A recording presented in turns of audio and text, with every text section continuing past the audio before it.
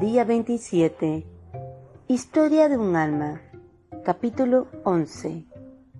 Estaremos compartiendo los primeros 3 temas, de los cuales consisten en novicias y hermanos espirituales, instrumentos de Dios, el pincelito. Capítulo 11. Los que usted me... 1896-1897. Madre, Jesús ha concebido a su hija la gracia de penetrar en las profundidades misteriosas de la caridad. Si ella pudiese expresar todo lo que se le ha dado a entender, usted escucharía una melodía del cielo. Pero, ¡ay! Lo único que puedo hacerle oír son simples balbuceos infantiles. Si no vinieran en mi ayuda las propias palabras de Jesús, me sentiría tentada de pedirle disculpas y de dejar la pluma. Pero no, he de terminar por obediencia lo que comencé por obediencia. Novicias y hermanos espirituales. Madre querida, yo escribí ayer que, al no ser mío los bienes de aquí abajo, no debería resultarme difícil no reclamarlos nunca si alguien me los quita. Tampoco los bienes del cielo me pertenecen. Me han sido prestados por Dios, que puede quitármelos sin que yo tenga ningún derecho a quejarme. Sin embargo, los bienes que vienen directamente de Dios, las intuiciones de la inteligencia y del corazón, los pensamientos profundos, todo eso constituye una riqueza a la que solemos apegarnos como a un bien propio que nadie tiene derecho a tocar. Por ejemplo, si durante la licencia comunicamos a una hermana alguna luz recibida en la oración y poco después esa hermana, hablando con otra, le dice lo que le habíamos confiado como si lo hubiese pensado ella misma, parece que se apropia de algo que no era suyo.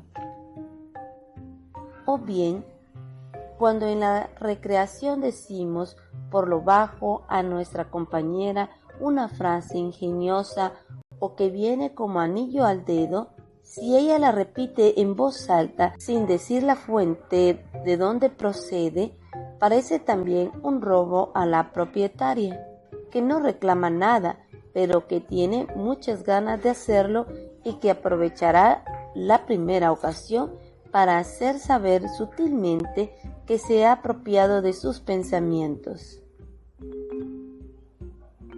Instrumentos de Dios. Madre, yo no sabría explicarle tan bien estos tristes sentimientos de la naturaleza si yo misma no los hubiese experimentado en mi propio corazón. Y me gustaría mecerme en la dulce ilusión de que solo han visitado el mío, si usted no me hubiese mandado escuchar las tentaciones de sus queridas novicias. En el cumplimiento de la misión que usted me confió, he aprendido mucho. Sobre todo, me he visto obligada a practicar yo misma lo que enseñaba a las demás. Y así, ahora puedo decir que Jesús me ha concedido la gracia de no estar más apegada a los bienes del espíritu y del corazón que a los de la tierra. Si alguna vez me ocurre pensar y decir algo que les gusta a mis hermanas, me parece completamente natural que se apropien de ello como de un bien suyo propio. Ese pensamiento pertenece al Espíritu Santo y no a mí, pues San Pablo dice que sin ese espíritu de amor no podemos llamar Padre a nuestro Padre que está en el cielo. Él es, pues, muy libre de servirse de mí para comunicar a un alma un buen pensamiento. Si yo creyera que ese pensamiento me pertenece, me parecería al asno que lleva las reliquias.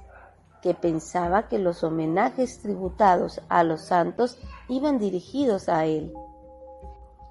No desprecio los pensamientos profundos que alimentan el alma y la unen a Dios, pero hace mucho tiempo ya que he comprendido que el alma no debe apoyarse en ellos, ni hacer consistir la perfección en recibir muchas iluminaciones. Los pensamientos más hermosos no son nada sin las obras. Es cierto que los demás pueden sacar mucho provecho de las luces que a ella se le conceden, si se humillan y saben dar gracias a Dios por permitirles tomar parte en el festín de un alma a la que Él se digna enriquecer con sus gracias.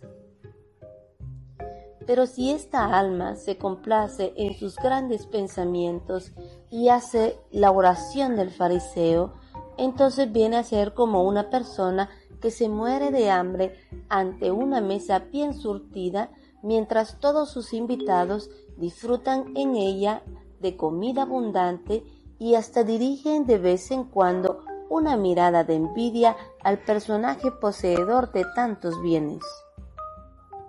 Qué gran verdad es que solo Dios conoce el fondo de los corazones. Y qué cortos son los pensamientos de las criaturas. Cuando ven un alma con más luces que las otras, enseguida sacan la conclusión de que Jesús las ama a ellas menos que a esa alma y de que no las llama a la misma perfección. ¿Desde cuándo no tiene ya derecho el Señor a servirse de una de sus criaturas para conceder a las almas que ama el alimento que necesita? En tiempos del faraón, el Señor aún tenía ese derecho, pues en la Sagrada Escritura le dice a este monarca: «Te he constituido rey para mostrar en ti mi poder y para hacer famoso mi nombre en toda la tierra». Desde que el Todopoderoso pronunció estas palabras, han pasado siglos y siglos, y su forma de actuar sigue siendo la misma. Siempre se ha servido de sus criaturas como de instrumento para realizar su obra en las almas. El pincelito. Si el lienzo que pinta un artista pudiera pensar y hablar, seguramente no se quejaría de que el pincel lo toque y lo retoque sin cesar, ni tampoco envidiaría la suerte de ese instrumento, pues sabría que la belleza que lo adorna no se la debe al pincel, sino al artista que lo maneja. El pincel, por su parte, no puede gloriarse de haber hecho él la obra de arte. Sabe que los artistas no se atan a un instrumento, que se ríen de las dificultades, que a veces les gusta escoger instrumentos débiles y defectuosos. Madre querida, yo soy un pincelito que Jesús ha escogido para pintar su imagen en las almas que usted me ha confiado. Un artista no utiliza solamente un pincel, necesita al menos dos. El primero es el más útil, con él da los colores comunes y cubre totalmente el lienzo en muy poco tiempo. Del otro, del más pequeño, se sirve para los detalles. Madre querida, usted representa el precioso pincel que la mano de Jesús toma con amor cuando quiere hacer un gran trabajo en el alma de sus hijas. Y yo soy el pequeñito del que luego quiere servirse para los detalles menores. La primera vez que Jesús se sirvió de un pincelito fue hacia el 8 de diciembre de 1892. Siempre recordaré aquella fecha como un tiempo de gracias. Voy a confiarle, madre querida, aquellos dulces recuerdos. Cuando a los 15 años tuve la dicha de entrar en el Carmelo, me encontré con una compañera de noviciado que había ingresado unos meses antes. tenía 8 años más que yo, pero su temperamento infantil borraba la diferencia de los años. Así que pronto usted, madre, tuvo la alegría de ver que sus dos postulantes se entendían a las mil maravillas y se hacían inseparables. En orden a propiciar aquel efecto naciente que le parecía que había de dar buenos frutos, nos permitió que tuviéramos juntas de vez en cuando algunas charlas espirituales. Mi querida compañera me encantaba por su inocencia y por su carácter abierto, pero por otro lado me extrañaba ver cuán distinto era el afecto que ella le tenía a usted del que le tenía yo. Había también en su comportamiento con las hermanas muchas otras cosas que yo hubiera deseado que cambiase. Ya en aquella época Dios me hizo comprender que hay almas a las que su misericordia no se cansa de esperar, a las que no concede su luz sino paso a paso. Por eso yo me cuidaba muy bien de adelantar su hora y esperaba pacientemente a que Jesús tuviese a bien hacerla llegar. Reflexionando un día sobre el permiso que usted nos había dado para hablar y así inflamarnos más en el amor de nuestro esposo, como dicen nuestras santas constituciones, me di cuenta con tristeza de que nuestras conversaciones no alcanzaban el fin deseado. Entonces Dios me dio a entender que había llegado el momento y que ya no tenía por qué tener miedo a hablar, o que, de lo contrario, debería poner fin a unas conversaciones que tanto se parecían a las de dos amigas del mundo. Aquel día era sábado. Al día siguiente, durante la acción de gracias, le pedí a Dios que pusiera en mi boca palabras tiernas y convincentes, o más bien, que hablase Él mismo por mi boca. Jesús escuchó mi oración y permitió que el resultado colmase ampliamente mi esperanza, pues los que vuelvan su mirada hacia Él quedarán radiantes. Salmo 33. Y la luz brillará en las tinieblas para los rectos de corazón. Las primeras palabras se aplican a mí y las segundas a mi compañera, que realmente tenía un corazón recto. Cuando llegó la hora en que habíamos quedado para encontrarnos, al poner los ojos en mí, la pobre hermanita se dio cuenta enseguida de que yo no era la misma. Se sentó a mi lado, sonrojada, y yo, apoyando su cabeza en mi corazón, le dije, con llanto en la voz, todo lo que pensaba de ella, pero con palabras tan tiernas y manifestándole tanto cariño que pronto sus lágrimas se mezclaron con las mías. Reconoció con gran humildad que todo lo que le decía era verdad. Me prometió comenzar una nueva vida y me pidió, como un favor, que le advirtiese siempre sus faltas.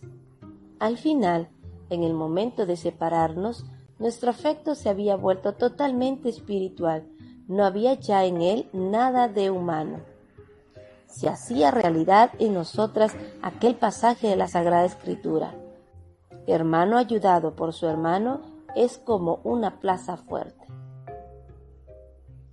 Lo que Jesús hizo con su pincelito se hubiera borrado pronto si él, madre, no hubiese echado mano de usted para consumar su obra en aquella alma que él quería toda para sí. A mi pobre compañera la prueba le pareció muy amarga, pero la firmeza que usted usó con ella acabó por triunfar.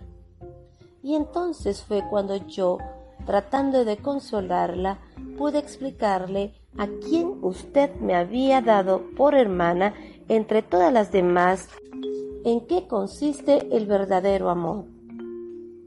Le hice ver que era a sí misma a quien amaba, y no a usted. Le conté cómo la amaba a usted yo y los sacrificios que me había visto obligada a hacer en los comienzos de mi vida religiosa para no encariñarme con usted de manera puramente material, como el perro se encariña con su dueño. El amor se alimenta de sacrificios, y de cuantas más satisfacciones naturales se priva el alma, más fuerte y desinteresado se hace su cariño. Recuerdo que, siendo postulante, me venían a veces tan fuertes tentaciones de entrar en su celda por mi satisfacción personal, por encontrar algunas gotas de alegría, que me veía obligada a pasar a toda prisa por delante de la procura y a agarrarme fuertemente al pasamanos de la escalera. Me venían a la cabeza un montón de permisos que pedir. En una palabra, encontraba 1000 razones para dar gusto a mi naturaleza.